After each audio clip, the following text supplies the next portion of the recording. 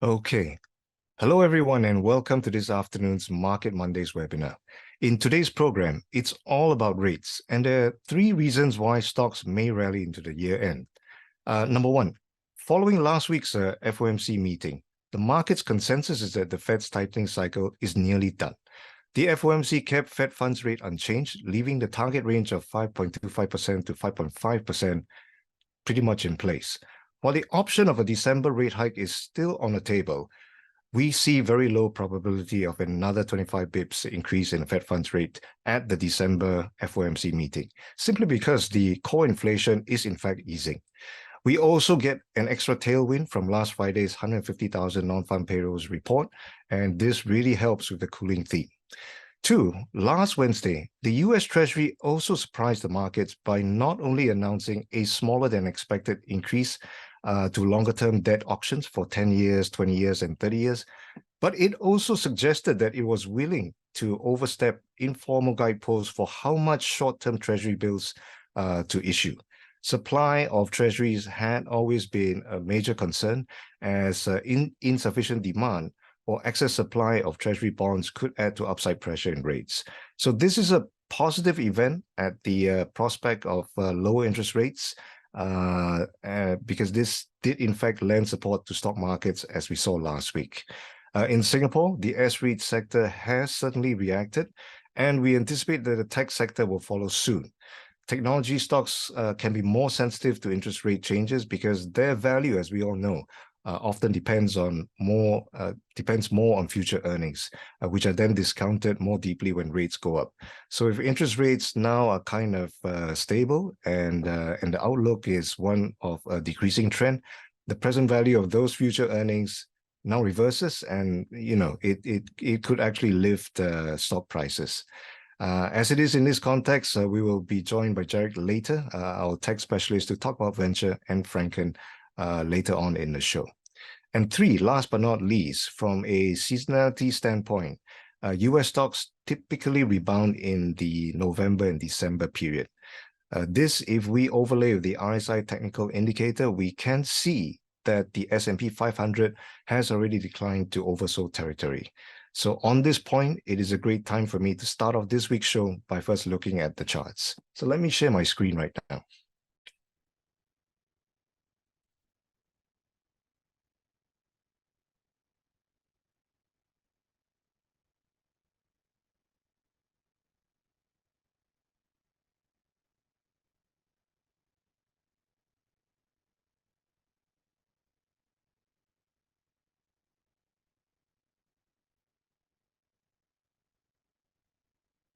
Okay, as you can see on my screen, the first chart that you're looking at is basically the FTSE ASEAN 40 index. This is basically ASEAN's top 40 largest stocks by market cap, and it is basically maintained by the FTSE. And you can see here that basically the regional index here is kind of floored at about the 9,600 range. And we see a very interesting gap up here as of last week's move, which has already broken above the medium-term, long-term downtrend. So this is the first positive indicator that we have observed based on charts. The next chart is also a positive one, and this is on the FTSE Straits Times Index. So following the trend that we last saw on the FTSE ASEAN 40, the index has also basically rebounded off its consolidation range. Okay, and this range is basically demarcated by the 61.8% Fibonacci retracement level, okay, which is a very good sign. And we're now hopeful that with last week's rebound, this could actually push it above the resistance at 3,200 levels, okay? And the last chart that I will show right now is the FTSE IHS REITs index. Okay, so just like what we saw earlier in the previous two charts, the SREITs index has also bounced off quite nicely from its Fibonacci level, but this is not the 61.8% level we saw earlier is a much steeper resistance level. This is at the 138% Fibonacci level. So its rebounds, bounce off this level suggests that maybe the end is already near in terms of the SREITs correction. Okay. So let me just stop my screen for a second.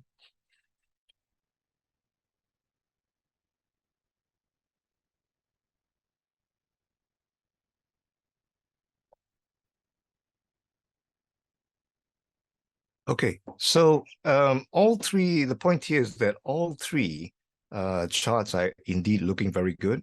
The research desk has also looked at the momentum delta changes on a week-to-week basis.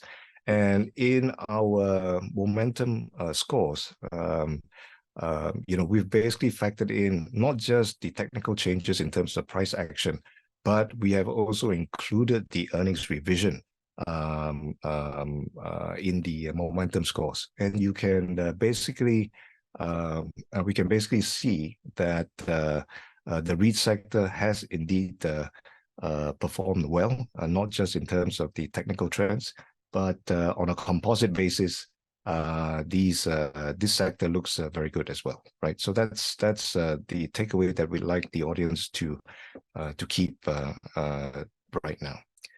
Okay, so I think at this juncture, I'd like to basically start talking about the SREITs more in detail. Since the start of the earnings season, almost all of the SREITs have reported their September quarterly results and their business updates. So Capitaland, Ascendas, REIT, CICT, in particular, these two have reported stable ops, while FCT, which is FCT and the Mapletree Logistics Trust, mentioned that they will focus on growth acquisitions instead. So now it's my great pleasure to invite our REITs analyst, Krishna, onto the call to talk about the sector. Krishna, hi. Thanks for joining us this afternoon. Krishna, Thank you very much for having me. Great. Krishna, as we know, the road to a 2% interest rate regime is going to be a bumpy one, right? You just upgraded Capitaland Ascendas REIT to a buy. The main theme here in the report is operational resilience. Could you share more on this aspect, please? Thank you, Seng Yeow. Indeed, we upgraded the Capitaland Ascendas REIT to a buy, and we have mentioned about the reasons for the upgrade, which are the defensive attributes that the REIT has, the exposure that it has to the growth verticals, and the reasonable valuation. So let me elaborate on these 3 points. On the defensive attributes side, the first and key important thing is the A-rated investment credit rating, which probably is the most important comfort that one can have in this kind of an environment. Further, undoubtedly, this REIT has exposure to overseas assets, and therefore the FX concern is also preeminent. And as a comfort for that is the high level of natural hedge that the REIT engages is almost all of its overseas assets. The funding of it is done with debt drawn down in the particular currency of that asset. Aside from those 2 points, the REIT has a diversified franchise. The top 10 tenants contribute about 16% of the gross rental income, probably one of the lowest within the SREIT sector. And further, if you take the individual properties, and the largest property contributes only 4% of the gross rental income.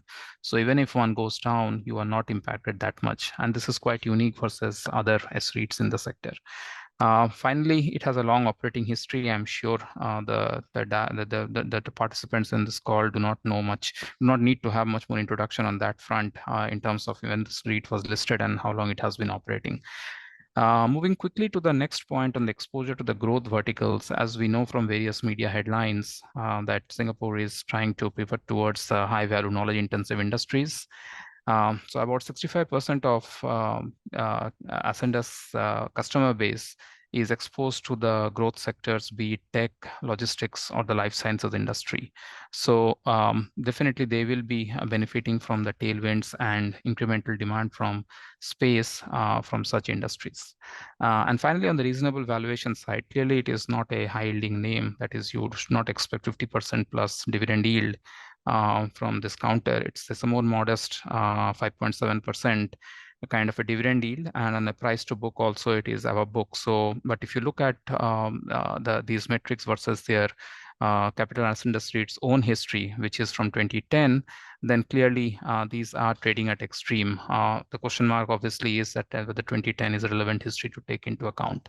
So those are the few things which I have, the reasons which I've attributed to for the upgrade on the Capitaland Ascendas REIT CLARSP. Okay, great. Thanks, Krishna. Let's talk about the second stock, which is MLT, Mapletree Logistics Trust. Now, we had covered this briefly in our last interview with you, I think about 3 weeks back. And at which point in time you had already highlighted or put this stock in your top buys list within the REIT sector. Now, as I mentioned earlier, MLT's growth profile is quite different compared to the likes of Capitaland and Ascendas REIT. It is going to be more focused on acquisitions. Can you comment on these the acquisition pipeline? And two, will these acquisitions be funded by its own balance sheet, or will the company need to raise capital? Right. So I think, again, investors who have already dialed in MLT's briefing, they would be aware that management has mentioned that they will not be doing any placements at this kind of share price levels. And management has been engaging in portfolio rejuvenation by selling some of the lower yielding assets and acquiring higher yielding assets. The year to date, they have done about $150 million of divestments, and they continue to do so. And most of the industrial REITs, including MLT, are able to do so because they have diversified set of portfolio, unlike other REITs such as commercial or hospitality. So MLT will continue to do those divestments. And in terms of acquisitions, I think the management's focus is now on more of a bite-sized acquisitions in countries where they can do so, be it Vietnam, India, where the size of the acquisitions are not that demanding. So that will be the MLT strategy. I don't think that MLT will be doing any placement in the near term at this kind of share price levels. Okay, great. Krishna, I just have one last question, and this is a question that is coming in from John, who is in the audience. I'm going to basically rephrase it a bit because part of his question is basically what is MIBG's view, whether interest rates are going to stay at these levels for much longer, or are they basically going to come off? The point is nobody will know, right? But in your coverage of the REIT sector, do you have maybe two buckets? One, if rates kind of stay like this for a much longer period, and the second basket of REITs that may benefit if rates do actually come off, right? Because of the higher sensitivity to the rates environment. Could you comment on this, Krishna? Yeah, I think it's a very interesting one. And I mean, I just dialed out from DBS analyst briefing, and what management mentioned is that investors are taking a barbell strategy. So on one end, they are going down the duration, down the credit curve or the fixed income portfolio, and then other side becoming more defensive. So I think the street sector does offer opportunities on that front, and I will recommend that since no one knows with a clear foresight as to what is going to happen in the rate environment, one can look at some of the high yielding names where you are basically bottom fishing, and then one can also hedge that portfolio with more defensive names, which are liquid large cap names, which I've already alluded to. So that would be a fair strategy. I think one may also like to kind of view some of the high yielding names as a high yielding credit, and kind of see if there are any opportunities on the high yielding credit side as well, and whether they look attractive as well. Okay. So those are the points that I would mention to that question. Okay, great. Thanks, Krishna. John actually has a second question, and it's basically which other rate-sensitive pockets are set to outperform if if the rates environment improve. And John, to that, I'm very happy to be going over to the next segment of our show, which is on the technology sector. And here, I would like to invite Jarek, our tech analyst, to talk a little bit more about his sector. So Jarek, hi. On the tech front, you know, it's in the media. Qualcomm has basically just reported positive 4Q earnings and gave a much stronger forecast, pointing likely towards a potential recovery in the semiconductor sector next year. What is the impact of this news to Frencken in your view?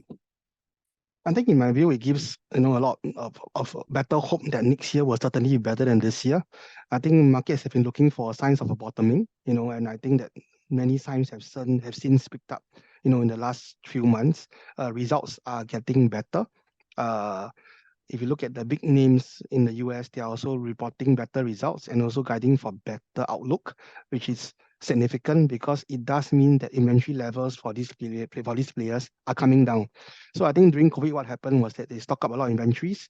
Demand for computers, phones, and so on have also reached a peak during COVID and came down after that when the markets reopened. When the economies reopened. So I think now we are starting to see a bottom, and that for people like Frencken, with customers having high inventory levels, and that has resulted in revenue dropping, this sign is looked to be reversing, and that is what we expect it to be as well. And we expect 3Q to be better Q on Q for, as compared to 2Q, it's upcoming 3Q results. And we do expect FY24 to be a better year.